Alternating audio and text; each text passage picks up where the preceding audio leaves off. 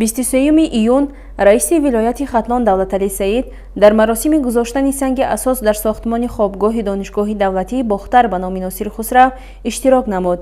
дар ин маросим раиси вилоят аз ҷумла қайд намуд ки донишгоҳи давлатии Бохтар ба номи Носири Хусрав яке аз бузургтарин муассисаҳои таҳсилоти олии касбӣ дар вилоят маҳсуб мегардад.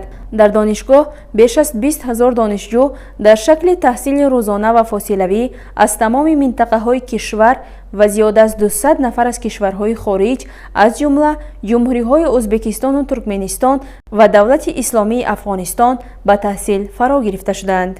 бо дар назар дошти ин, тибқи дастуру супоришҳои асосгузори сулҳу ваҳдати миллӣ, пешвои миллат президенти ҷумҳурии Тоҷикистон муҳтарам Эмомалӣ Раҳмон дар самти ҳифзи иҷтимоии донишҷӯён тасмим гирифта шуд ки дар донишгоҳ хобгоҳи нав бунёд карда шавад. иттилоъ дода шуд ки лоиҳаи сохтмони бинои 7 ошёнаи хобгоҳ аз ҷониби корхонаи воҳиди давлатии лоиҳакаши шаҳри Душанбе барои 460 нафар донишҷӯён таҳия гардида аз экспертизаи давлатӣ гузаштааст.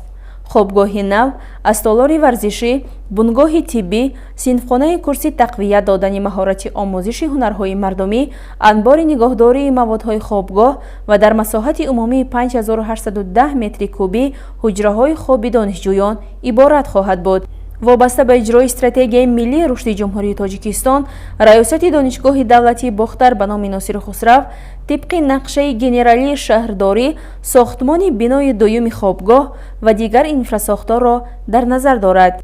бунёди хобгоҳи нав метавонад эҳтиёҷоти донишҷӯёни ба хобгоҳ ниёздоштаро то андозае бартараф намуда, мушкилоти саривақт ҳозиршавии донишҷӯёнро ба машғулиятҳо ҳал кунад, зикр намуд раиси вилоят Давлатали Саид. гузашта аз ин, назорати ҳамешагии масъулин дар вақти фориғ аз дарсҳои нақшавӣ, ташкили дарсҳои иловагӣ метавонад боиси самаранок истифодабарии вақти ҷавонон гардида, пешгирӣ аз содиршавии ҷиноятҳои гуногун гардад.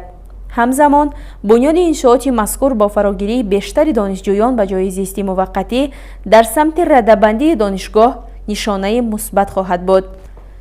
раиси вилоят ҳамчунин зимни мулоқот бо устодони донишгоҳ онҳоро ба тарбияи кадрҳои болаёқат дар рӯҳияи ифтихори ватандорӣ ба камол расонидани шогирдон ҳарчи бештар машғул шудан ба пажӯҳишҳои илмӣ, хоса илмҳои дақиқ, истифодаи самарабахши натиҷаҳои тадқиқоти илмӣ дар истеҳсолот даъват намуд.